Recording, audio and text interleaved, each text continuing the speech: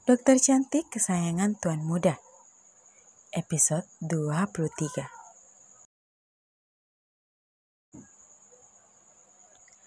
Pasangan yang tinggal beberapa hari lagi melangsungkan pernikahan, kini telah menginjakkan kaki di pusat pemberlajaan.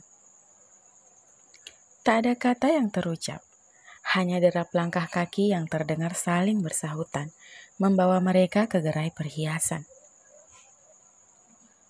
Pilihlah, kata Romi dengan dinginnya. Apa? Apa yang mau dipilih? Tanya Pipit bingung.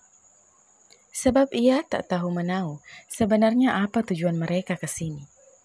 Karena Romi hanya memberitahukannya tadi bahwa ia akan menjemputnya untuk ke suatu tempat, tanpa mengatakan tujuan mereka kemana dan untuk apa. Romi menghembuskan nafas pelan. Ternyata wanita ini cukup lalot juga.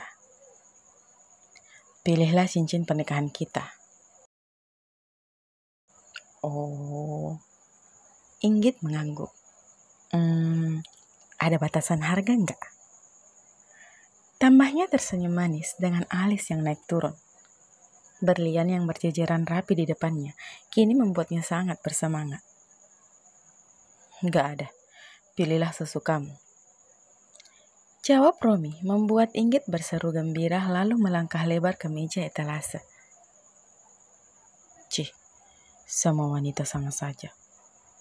Ya, Romi menyamakan calon istrinya itu dengan ibu beserta kakaknya. Jika melihat benda berkilauan, pasti mereka akan senang. Romi lebih memilih duduk di sofa sembari memainkan ponselnya. Biarkan wanita itu yang memilih. Ia hanya perlu mengikut saja.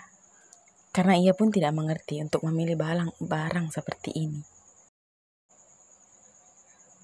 Cukup lama Inggit memilih, hingga pilihannya jatuh ke sebuah cincin yang cukup unik, bertatakan berlian yang cukup besar di tengahnya. Tak lupa, Inggit memesan agar nama mereka diukir di cincin tersebut. Meski ia tidak tahu pernikahannya ini akan seperti apa nantinya, mengingat mereka menikah tanpa perasaan apapun.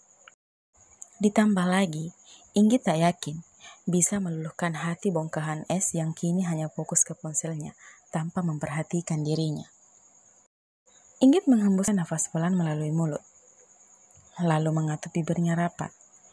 Jujur saja, ia sebenarnya takut untuk memulai hidup baru ini. Namun apa daya, dia tidak punya pilihan lain. Terlebih lagi, ia sama sekali tidak mengetahui apapun tentang Romi. Apakah pria itu punya kekasih? Atau dia mencintai wanita lain? Kalau iya, dia harus bagaimana? Sementara di tempat lain, di sebuah danau buatan yang cukup jauh dari keramaian, Ethan memutar tubuhnya menghadap ke Kimi setelah melepaskan bel pengamannya. Kenapa menghindariku? Tanya Ethan. Tidak apa-apa, jawab ketus Kimi. Kimi, aku bukan anak kecil. Sangat jelas terlihat di wajahmu kalau kau sedang kesal denganku. Tapi aku tidak tahu apa penyebabnya. Oh iya, maaf, aku tidak pernah menghubungimu 3 hari ini karena aku sangat sibuk. Sibuk pacaran. Potong Kimi pelan dan sangat ini masih membuang muka. Ethan mendengar itu. Hah? Siapa yang pacaran? Kemarin ada masalah sedikit dengan terserah. Kimi, aku tidak tahu. Apa maksud kamu meminta aku untuk menemui orang tuamu, sedangkan kamu sendiri punya kekasih? Kenapa bukan dia saja yang kau bawa ke depan orang tuamu? Kenapa harus aku? Sungut Kimi kesal. Kemudian membuka bel pengamannya. Keluar mobil untuk menghirup udara segar. Berada di dalam mobil bersama Ethan, membuat dadanya terasa sesak. Ternyata rasanya sesakit ini, jika kita menyukai seseorang, dan seseorang itu ternyata sudah mencintai orang lain. Dan lebih menyakitkan lagi, karena pria itu seperti memberikan harapan padanya. Mungkin ini yang dimaksud dengan pemberi harapan palsu, alias PHP. Mulut Ethan terbuka lebar mendengar ucapan Kimi. Apa dia sedang mengejekku? Ucapnya pelan. Dia kan tahu kalau aku ini jomblo karatan. Sejak kapan aku punya pacar? Ethan menghampiri Kimi yang sedang duduk di atas tanaman hijau yang sengaja ditanam di pinggir danau itu, sembari memandang hamparan air yang cukup luas. Di tengah-tengah air itu, terdapat sepasang angsa putih yang berkejaran ke sana kemari. Ethan menatap Kimi yang sudah terlihat jauh lebih tenang. Apa kemarin kau datang ke kafe? Tanyanya setelah mengikuti jejak Kimi, duduk di rumput lalu menekuk kedua lututnya.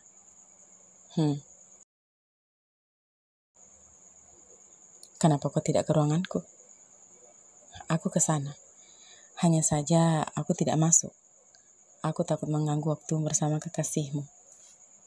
Balas tenang Kimi tanpa menoleh ke Ethan. Hah? Ethan melongo memikirkan sesuatu dengan kening berkerut. Ethan. Kimi menjeda ucapannya, melirik pria di sampingnya yang telah tertawa terbahak-bahak. Namun sialnya itu terlihat sangat menawan, membuat jantung Kimi berdebar tak karuan. Apa yang kau tertawakan? Cicit Kimi yang kini sudah mulai kesal kembali, karena pria itu masih saja terus tertawa, hingga cairan bening terlihat di sudut matanya. Apa ada sesuatu yang lucu? Kimi bahkan menelisik penampilannya, menepuk kedua pipinya, barangkali ada sesuatu yang menempel di wajahnya. Tapi rasanya tidak ada. Lantas, kenapa pria ini masih saja tertawa? Kimi bodoh. Iya, aku memang bodoh karena diperalat olehmu. Mulai sekarang, jangan hubungi aku lagi. Urus saja urusanmu sendiri. Putus Kimi saraya bangkit. Namun belum berdiri sempurna. Ethan menarik tangannya hingga ia jatuh di pangkuan pria itu. Kita makan malam dulu, ucap Romi pasti. Inggit melirik sekilas Romi, lalu mengangguk. Mau makan apa? Tanyanya lagi dingin. Mau makan apa? Ejek Inggit pelan, memainkan bibirnya kesal. Tak ada sedikit pun kelembutan di nada bicara pria itu. Yang ada hanya tekanan yang bisa membuat orang merinding. Inggit, sahut Romi keras. Dengan tangan fokus menyetir dan pandangan tetap lurus ke depan.